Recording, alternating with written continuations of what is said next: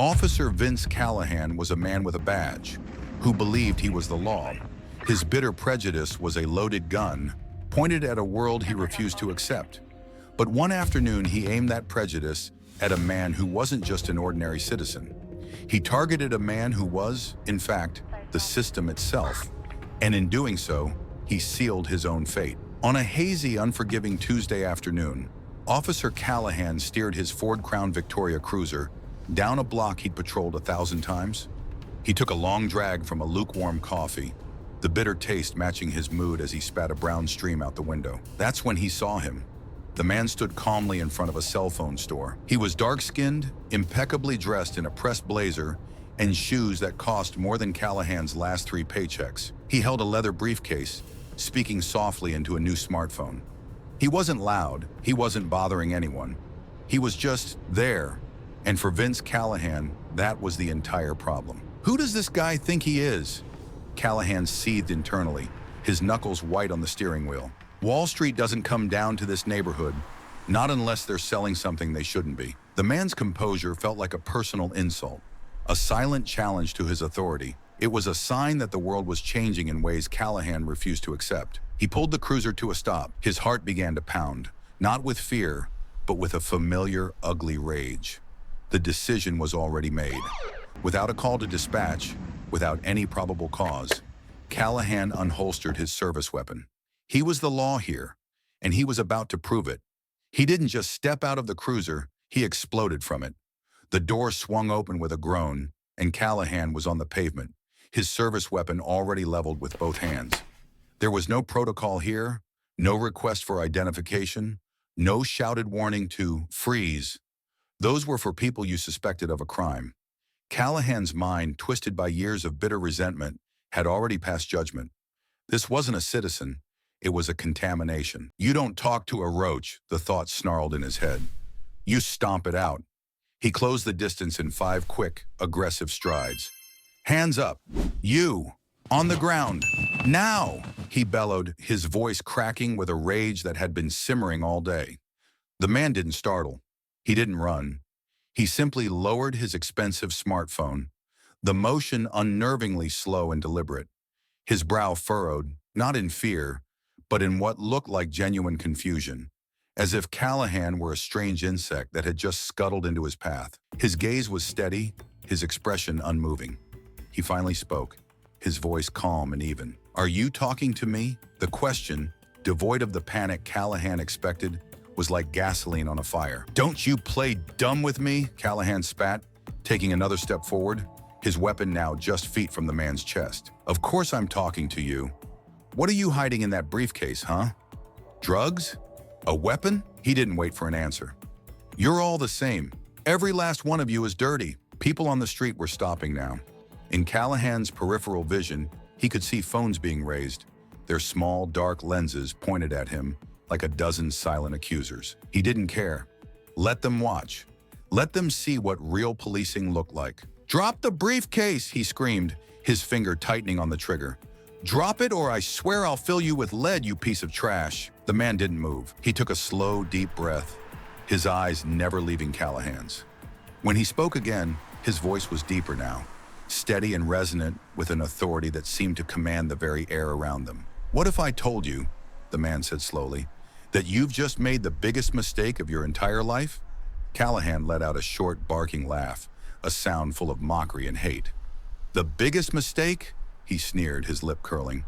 What if I told you I don't give a damn what some monkey in a tie has to say? Callahan adjusted his grip, the checkered texture of his pistol digging into his palm as he centered it on the man's chest.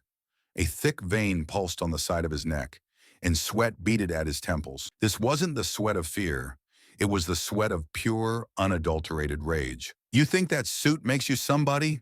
Callahan spat, his voice a low and venomous hiss. He gestured with his weapon toward the man's expensive shoes. You think you can just stand here, on my street, looking down on me? He took another aggressive step forward. I know your type. You think you're better than everyone else. The man in the suit, Julian Wright, remained impossibly still. His jaw was a knot of clenched muscle, but his gaze was like steel. He didn't speak. He just breathed. A slow, deep inhale through his nostrils, followed by an equally slow exhale. It was a discipline forged not in boardrooms, but in years of facing down men exactly like Callahan. A calm that was its own form of defiance. This silence, this refusal to cower, was more than Callahan could stand. He's looking right through me, the officer thought, his fury curdling into a personal wound. Like I'm nothing. Me, a 15-year veteran. He raised his weapon higher, the front sight now aimed directly between the man's eyebrows. What's the matter, he taunted, a cruel smile twisting his lips. Cat got your tongue now?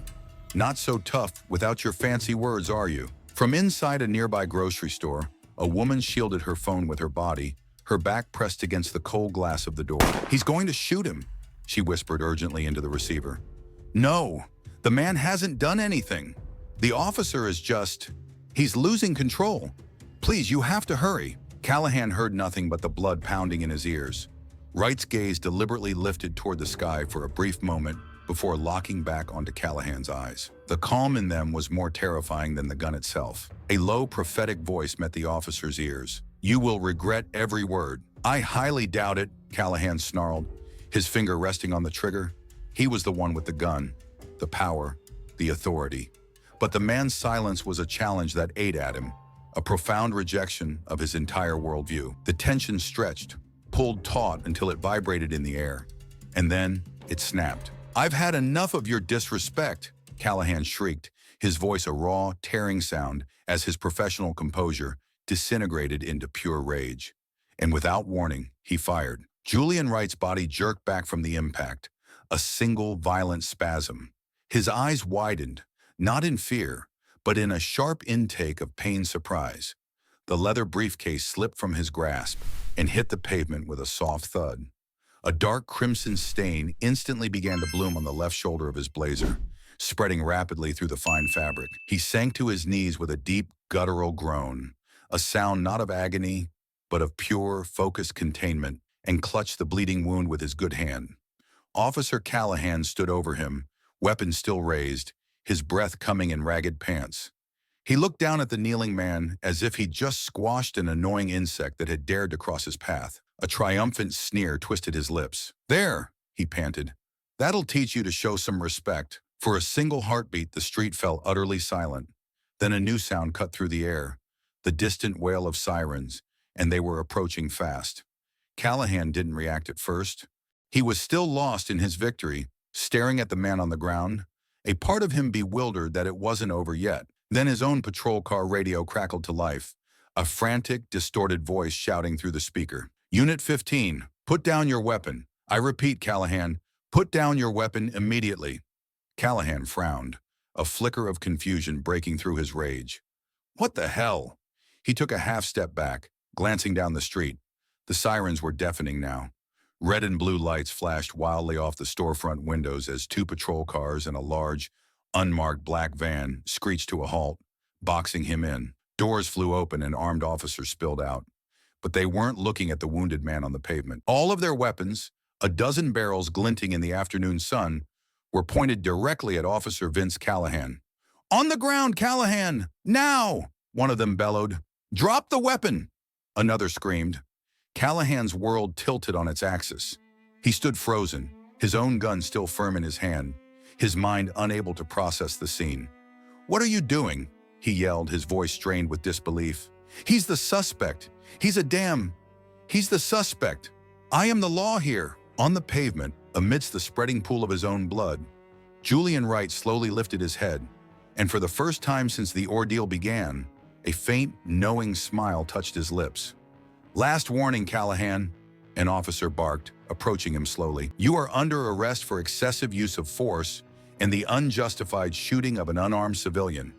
He provoked me, Callahan screamed back, taking another shaky step backward, his eyes wild. You don't understand. He acted like he was somebody. They're all the same. While the other officers held Callahan at gunpoint, one agent holstered his weapon and ran to Julian Wright's side. He knelt on the pavement beside him, his face grim as he assessed the injury. We need a bus now, he yelled to the others, his voice tight with urgency. Gunshot wound to the upper left chest. Looks like it might have grazed a lung. He tried to apply pressure, but Wright, panning through the pain, grabbed the agent's arm with surprising strength. "No!" "Wait," he gasped, his teeth gritted. "Sir, you need to stay still. Help is on the way," the agent urged. Wright looked past him, his gaze locking onto the stunned face of Vince Callahan. Though his voice was a low, strained rasp, every officer present heard the unshakable authority in his words. "Get Chief Donovan on the line, now." He paused, taking a ragged breath. "Tell him the man who froze his department's federal funding has been shot." Callahan blinked, the words echoing in the sudden silence. What did he just say? It didn't make any sense. Wright's eyes, burning with a cold fire, met Callahan's. "You pointed a gun at me," he said, each word a chip of ice. "You insulted me, and you shot me, all without knowing who I was." He coughed, a grimace of pain crossing his face. "Now you will pay for every single second." A desperate, panicked denial clawed its way up Callahan's throat. "No, you're lying," he stammered, looking wildly at the other officers. "He can't be. He's just a guy in a suit." That was the last straw. The surrounding agents didn't hesitate. In a swift, coordinated movement, they collapsed on Callahan, wrenching the pistol from his grasp and slamming him face down onto the hard pavement. The cold steel of handcuffs bit into his wrists. One of the agents spoke quietly into his shoulder radio. "Command, be advised. It's confirmed. The target is him." Immediately, the entire energy of the scene shifted. The wounded man on the ground was no longer a victim. He was a VIP. "Sir, the ambulance is less than a minute out," the first agent said, his voice now full of reverence. "Just hang on, Mr. Wright." At Westlake General Hospital, the trauma team worked with focused intensity in the ER. "The bullet went clean through, but it's close," the lead doctor commanded. "I need another unit of ONEG and a chest tube tray. Stat!" As a nurse worked quickly to treat the injury, she saw the official ID clipped to the inside of his jacket. Her eyes went wide. "Doctor," she breathed, her voice trembling slightly. "Look at this. This is Julian Wright. He's the principal auditor for the Department of Justice." The doctor didn't look up from his work, his expression grim. "Then for all our sakes," he said gravely, "he better not die." In Washington, D.C., the news landed like a thunderclap. A classified file was opened on a secure network, its contents known only to a select few. Name: Julian Wright. Title: Principal Auditor, Department of Justice. His current assignment was a deep-cover investigation into the 15th Precinct, a department long suspected of systemic corruption and racist practices. Officer Vince Callahan, a man with a long but buried history of complaints against him, had just unknowingly made himself the poster child for the entire federal case. At 2 a.m., Vince Callahan sat in a sterile, ice-cold holding cell, stripped of his uniform, his badge, and his authority. The man he had been his entire adult life was gone. A federal agent entered and slid a thick folder onto the steel table. He didn't need to open it. Callahan knew what was inside. Every complaint, every slur, every instance of abuse he thought had been forgotten. "They're going to destroy me," Callahan whispered, the words tasting like ash.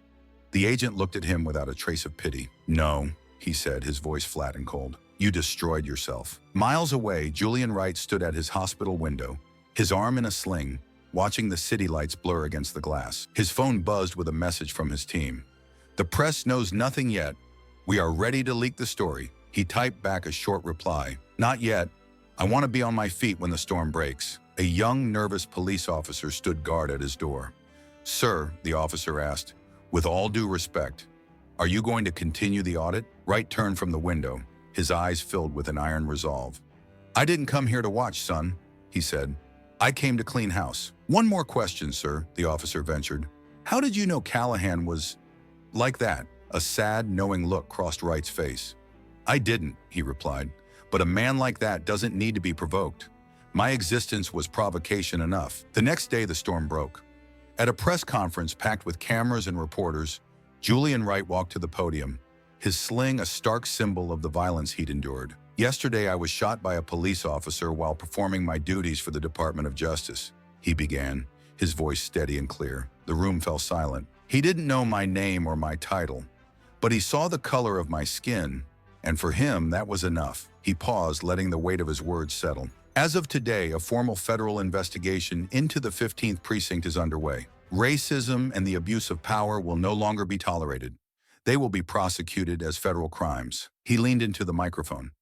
I didn't come here to make speeches. I came to tear out the rot. And this is just the beginning. Months later, Vince Callahan stood before a judge in a federal courtroom. Gone was the arrogant, swaggering cop. In his place was a pale, hollowed-out man in an orange jumpsuit. In the gallery, Julian Wright sat watching, his expression unreadable.